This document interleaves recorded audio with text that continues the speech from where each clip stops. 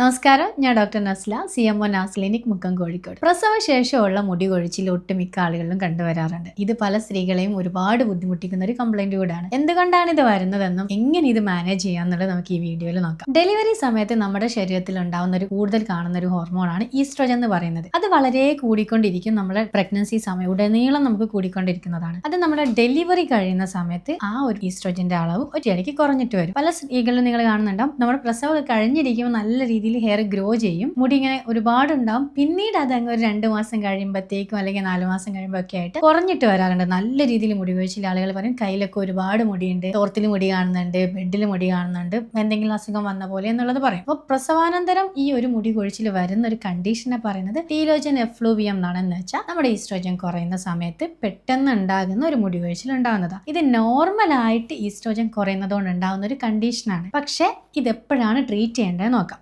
സാധാരണയായിട്ട് ഈ ഒരു മുടി കൊഴിച്ചിൽ വന്നു കഴിഞ്ഞാൽ പല ആളുകളിലും ഒരു 8-9 മാസം കഴിയുമ്പോൾ തന്നെ ഈ മുടി കൊഴിഞ്ഞ ഭാഗത്തൊക്കെ പുതിയ റൂട്ട് ഉണ്ടാവുകയും അത് നമുക്ക് പുതിയ മുടികൾ വരികയും ചെയ്യാറുണ്ട്. ചില ആളുകളിൽ നമുക്ക് ന്യൂട്രീഷണൽ ഡെഫിഷ്യൻസീസ് ഉണ്ടെങ്കിൽ, സാധാരണയായിട്ടും പ്രസവാനന്തരം പ്രോപ്പർ ആയിട്ടുള്ള ഒരു ഡയറ്റ് മെയിൻറ്റെയിൻ ചെയ്തിട്ടില്ലെങ്കിൽ, കഴിക്കുന്ന ഭക്ഷണത്തിൽ പ്രോപ്പർ ആയിട്ടുള്ള പോഷകങ്ങൾ കുറവാണെങ്കിൽ, ഉദാഹരണത്തിന് പ്രോപ്പറായിട്ട് പ്രോട്ടീൻ കിട്ടുന്നില്ല, അല്ലെങ്കിൽ സിങ്കിന്റെ അളവില്ല, വൈറ്റമിൻ ഡിയുടെ അളവൊന്നും ഇല്ല എങ്കിൽ നമുക്ക് ഈ മുടി കൊഴിച്ചിൽ ഇരട്ടിയാവാനുള്ള ഒരു ചാൻസ് ഉണ്ട്. അത് പലപ്പോഴും നമുക്ക് ഹോർമോൺ നോർമൽ ആയി കഴിഞ്ഞാൽ പോലും നോർമൽ ആയിട്ടുള്ള ഒരു സിറ്റുവേഷനിലേക്ക് എത്താതിരിക്കും. ആ സമയത്താണ് നമ്മൾ ഇത് ട്രീറ്റ് ചെയ്യേണ്ടത്. അപ്പൊ നോർമലായിട്ട് ഒരു ഈസ്ട്രോജന്റെ കുറവ് കാരണം ഉണ്ടാകുന്ന ഈ ഒരു ബുദ്ധിമുട്ട് അല്ലെങ്കിൽ ഹെയർ ലോസിന് നമുക്കിത് കുറച്ച് കാലം കഴിയുമ്പോൾ, ചില ആൾക്ക് കുട്ടിക്ക് 1 വയസ്സാകുമ്പോഴത്തേക്കൊക്കെ ആ മുടി കൊഴിച്ചിലേക്ക് മാറി നോർമലാവും. അതല്ല, നിങ്ങൾക്ക് ഈ പറയുന്ന ന്യൂട്രീഷണൽ ഡെഫിഷ്യൻസി ഉണ്ടെങ്കിൽ, അല്ലെങ്കിൽ പ്രസവത്തിന്റെ സമയത്ത് പല ആളുകളും തൈറോയിഡ് ഡിസീസ് ഉണ്ടാവാറുണ്ട്. അപ്പോൾ TSHന്റെ വാല്യൂസ് ഒക്കെ ഒന്ന് നോക്കുക. നിങ്ങൾ പ്രസവം കഴിഞ്ഞതിന് ശേഷം ഒരിക്കൽ നോക്കിയിട്ട് പിന്നെ അത് ഒഴിവാക്കരുത്. പിന്നീടൊക്കെ പ്രസവത്തിന്റെ സമയത്ത് അല്ലേന്ന് വിചാരിച്ച് നെഗ്ലക്ട് ചെയ്യരുത്. അതൊന്നുകൂടെ ടെസ്റ്റ് ചെയ്തിട്ട് എത്രത്തോളം നോർമലാണ് ആ കണ്ടീഷൻ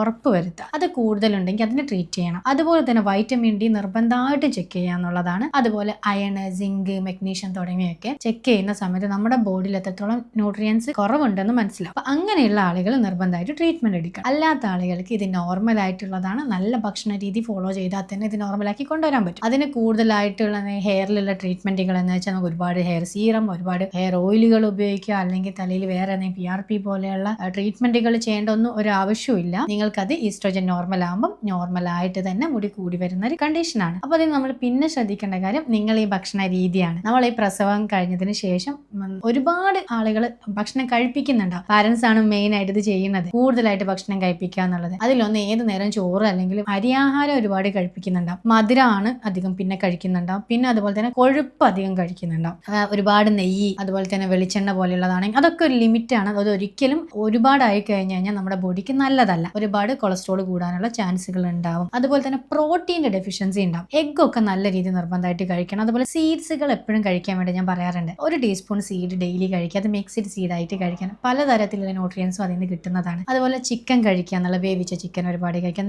ചിക്കൻ ലിവർ കഴിക്കുക എന്നൊക്കെ ഉള്ളത്. അതിലൊക്കെ ഒരുപാട് ന്യൂട്രിയൻസ് അടങ്ങിയിട്ടുള്ള ഒരുപാട് വൈറ്റമിൻസ് ഉണ്ട്. ഇതൊക്കെ നമുക്ക് ബാലൻസ് ചെയ്ത് കഴിഞ്ഞാൽ നമുക്ക് ഈ മുടി കൊഴിച്ചിലിനെ ബാലൻസ് ചെയ്യാൻ പറ്റും. അതല്ല, നിങ്ങൾക്ക് ഇത് PCOD പോലെയുള്ള ഹോർമോണൽ ഇഷ്യൂസ് ഉണ്ടോ, അല്ലെങ്കിൽ തൈറോയിഡ് പോലത്തെ ഹോർമോൺ പ്രശ്നങ്ങൾ ഉണ്ടെങ്കിൽ, അല്ലെങ്കിൽ പ്രസവത്തിന് ശേഷം നിങ്ങൾക്ക് ഡയബറ്റീസ് വന്നിട്ടുണ്ടെങ്കിൽ, പ്രസവാനന്തരമായിട്ടുള്ള ഡയബറ്റീസ് ഉണ്ടാവും, ജസ്റ്റേഷണൽ ഡയബറ്റീസ് എന്ന് പറയുന്നത്, അതുണ്ടെങ്കിലൊക്കെയാണ് നമ്മൾ ശ്രദ്ധിക്കേണ്ടത്. അങ്ങനെയുള്ള കണ്ടീഷൻ നിങ്ങൾ തീർച്ചയായിട്ടും ചെയ്യേണ്ടത് ഒരു ഡോക്ടറിനെ കൺസൾട്ട് ചെയ്യുക. കൺസൾട്ട് ചെയ്തതിന് ശേഷം എന്തൊക്കെ ടെസ്റ്റുകളാണ് ചെയ്യേണ്ടത് നോക്കുക. എന്നിട്ട് നിങ്ങൾക്ക് എന്തെങ്കിലും ന്യൂട്രിയൻസ് ഡെഫിഷ്യൻസി ഉണ്ട്, ആ ന്യൂട്രിയൻസിനെ ബാലൻസ് ചെയ്യാം. ഡോക്ടർ നിർദ്ദേശിക്കുന്ന രീതിയിൽ ഒരു ഡയറ്റ് ഫോളോ ചെയ്യാന്നുള്ളത്. ഞാൻ എപ്പോഴും പറയുന്നത് മാക്സിമം ഭക്ഷണത്തിൽ കൊണ്ടുവരിക. ഏതൊക്കെ ഭക്ഷണം കഴിച്ചാലാണ് എന്തൊക്കെ ന്യൂട്രിയൻസ് കിട്ടുക എന്നുള്ളതാണ്. അതിനൊരു ബാലൻസ്ഡ് ആയിട്ടുള്ള ഭക്ഷണ രീതി ഫോളോ ചെയ്യുക എന്നുള്ളതാണ്. ഇത് നമ്മൾ തുടക്കത്തിലേ ശ്രദ്ധിക്കണം. എന്ന് വെച്ചാൽ നമ്മൾ പ്രസവം കഴിഞ്ഞ ഉടനെ തന്നെ നല്ല രീതിയിലുള്ള ഒരു ഡയറ്റ് ഫോളോ ചെയ്ത് കൊണ്ടുവരണം. കഴിക്കുന്ന ഭക്ഷണത്തിലും ചോറുണ്ടെങ്കിൽ അല്ലെങ്കിൽ അരിഭക്ഷണം ഉണ്ടെങ്കിൽ അതിന്റെ അളവ് കൺട്രോൾ ചെയ്യുക. അതുപോലെ തന്നെ മിൽക്ക് പ്രൊഡക്റ്റുകൾ, തൈരൊക്കെ നല്ല രീതിയിൽ ആഡ് ചെയ്യുക. പ്രോട്ടീൻ സോഴ്സുകൾ ഏറ്റവും കൂടുതൽ കഴിക്കുക എന്നുള്ളത്. അതുപോലെ തന്നെ പഴങ്ങളും പച്ചക്കറികളും ദിവസം 1 ഫ്രൂട്ട് എങ്കിലും നിർബന്ധമായിട്ട് കഴിക്കാൻ നോക്കണം. അതുപോലെ കഴിക്കുകയാണെങ്കിൽ നമുക്ക് ഡൈജഷൻ പ്രശ്നങ്ങൾ ഉണ്ടാവില്ല. കഴിക്കുന്ന ഭക്ഷണത്തിന് പ്രോപ്പറായിട്ട് അബ്സോർപ്ഷൻ നടക്കും, പോഷകങ്ങൾ നല്ല രീതിയിൽ കിട്ടുന്നതാണ്. അതുപോലെ തന്നെ ഈ ഒരു പ്രശ്നങ്ങൾ ഉണ്ടാവില്ല. പ്രസവത്തിന് ശേഷം ഉണ്ടാകുന്ന ജോയിന്റ് പെയിൻ കംപ്ലൈൻസ്, അല്ലെങ്കിൽ അമിതവണ്ണം ഉണ്ടാകുന്നത്, ഹോർമോൺ പ്രശ്നങ്ങളൊക്കെ ഇത് നോർമലാക്കാൻ ഹെൽപ്പ് ചെയ്യും. സോ നമ്മൾ ചെയ്യേണ്ട കാര്യം എന്താണെന്ന് വെച്ചാൽ, മുടി കൊഴിച്ചിൽ വരുന്ന സമയത്ത് പാനിക് ആവാതെ ഭക്ഷണത്തിൽ ആദ്യം ശ്രദ്ധിച്ചു തുടങ്ങുക. അത് കൺട്രോൾ ആവുന്നില്ലെങ്കിൽ ഡോക്ടറിനെ കണ്ടിട്ട് എന്തെങ്കിലും ന്യൂട്രീഷണൽ ഡെഫിഷ്യൻസി ഉണ്ടോ നോക്കുക. അത് ബാലൻസ് ചെയ്യാനുള്ള ഒരു ഭക്ഷണ രീതിയും സപ്ലിമെന്റും എടുക്കുക എന്നുള്ളതാണ്. അപ്പോൾ അടുത്തൊരു വീഡിയോയിൽ ഞാൻ എന്തൊക്കെയാണ് ഇതിൽ ഏറ്റവും കൂടുതലായിട്ട് വേണ്ട ഭക്ഷണ രീതികൾ, അതുപോലെ തന്നെ ഏതൊക്കെ ഭക്ഷണം കഴിച്ചാലാണ് ഓരോ ന്യൂട്രിയൻസും കിട്ടുക എന്നുള്ളത് അടുത്ത വീഡിയോയിൽ കാണാം. Thank you.